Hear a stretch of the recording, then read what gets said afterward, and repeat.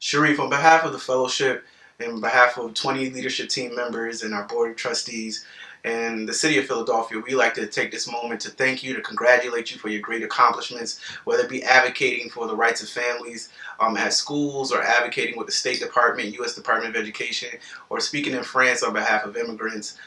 We know that you are passionate and committed to this work, and it inspires us all. You have been such a change in my life. You have inspired so much of my work, and I thank you for that, and I'm forever indebted to you for that. And I hope you enjoy your night. As we all know, nationally through education, there's only about 2% of black male educators out there. So El-Mekki is a shining example of not only being a black male educator, but being one of the best. For a student to be able to have someone educate them, someone that they see their likeness of in a classroom is colossal. Someone that they might be relate to, someone who they can watch, someone who they might be able to just talk to about personal life. I think that it translates to their outside life as well as the school life. He's motivated me many times to do better, and I appreciate that. You know, a lot of our kids sometimes, you know, when they fail, they get discouraged, and they don't see the end goal all the time. So how he talks to them and how he expresses them, their resiliency is very important.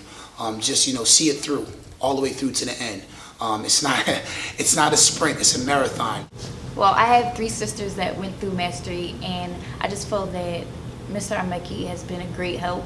Like, it was a challenge when I first had to adjust to mastery in 7th grade, and he really helped with like many pep talks. It was just like, oh, you gotta straighten up, you need to learn maturity, and like he has grown to be a part of my family. To be a part of the community, you don't want to look at it as some microcosm that we're looking down on. He's actually in it. He's in the fight. He's in the everyday struggles with his students and their parents. And I think that's amazing.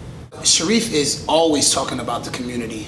You know, he talks about us being a lighthouse or a beacon for the community. So in terms of gratitude, he always talks about how we need to give back to our surrounding area. But he also doesn't sugarcoat things. He challenges our parents as well as our students to stand up and have courage and fight in our community and do what's right.